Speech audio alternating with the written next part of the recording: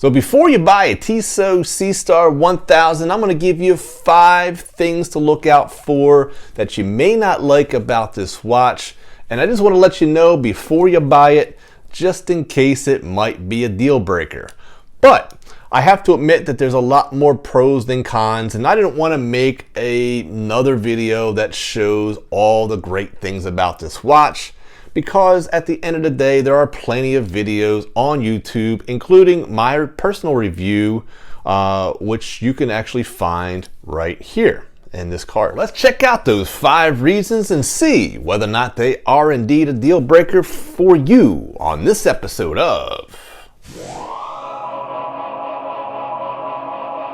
So in no particular order, we're just going to go 1 through 5. So the first thing I wanted to mention is the date window. And it's not the fact that it's at 6 o'clock. It's not the fact that it's not framed. It's not the fact that it's a porthole, or the fact that it's not a color matched date window. No, none of those are actually the issue. The issue is what you see right there, the date peaking.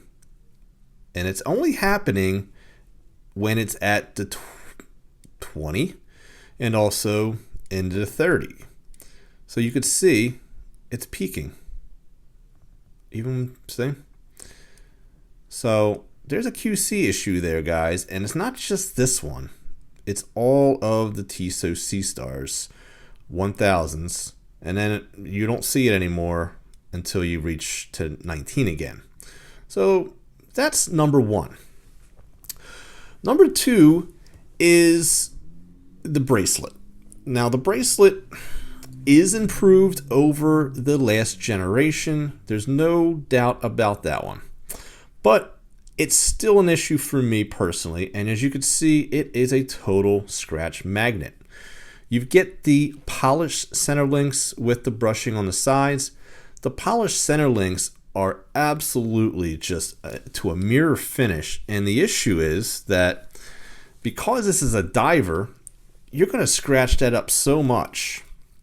And I'm going to be quite honest with you, over the past year I haven't had it on the bracelet all that time. I've actually had it on the rubber, I've had it on different bracelets, so even just a little bit of time that I had it on the bracelet, this thing really got scratched up. I'm not going to ding it on the fact that these are push pins. At this price point, that's perfectly okay. You do get a pressed clasp, and you do get a pressed, there you go, diver extension. Again, I think they could have done a better job just overall, but you do at least get a milled scissor style clasp. So there you go. All right, so number 3 is the anti-reflective coating. The fact is, there is none. So this dial does get washed out in bright lights, and as you can see, it just reflects everything. You know, when you see micro brands at even the $500 price point, even below $500, I've seen anti-reflective coating at least under the crystal. I do know of one micro brand in particular, the Swiss watch company. It does top and underneath the crystal for under $500. So it is possible to do, and I'm not expecting it to be on the top, but I was expecting at least a couple layers underneath the crystal just to help with that reflection and just a glare. It really does show through, especially being that you're getting high polished everywhere, and even this bezel is ceramic and well, so just it would have helped in regards to the legibility of this dial. All right, so let's move on to number 4, which is indeed the luminescence. Now, even though we are getting BGW9, and also despite the fact that we are getting improved lume over the last model of the 1000, Seastar 1000, there still is room for improvement, as the lume, it does have that blue hue, And it never is really that bright. Even coming in from a hot sunny day, this watch just does not glow the way that my other divers do, especially when you have C3 Luminova. So if you're going to use BGW9, you definitely have to layer it up, and I just don't think they use enough layers here. So that's just my 2 cents there.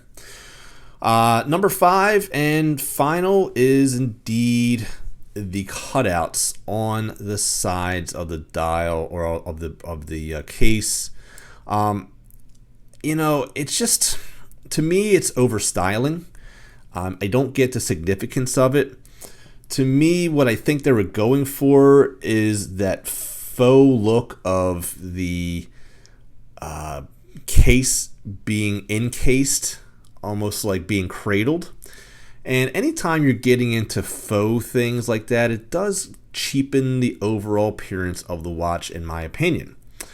I think the sides of this case would have actually been better off as just a flat brushed, because there's just so much polish on this case or on this watch that I think it would have benefited from a good brushed side at the very least.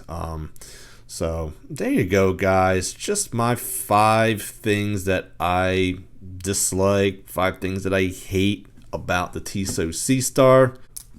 That's my 2 cents, guys. You can keep the change, and always remember that there's always time to be kind to one another. Please take care of each other, and I'll see you guys next time on Average Joe Watch Reviews. God bless, my friends.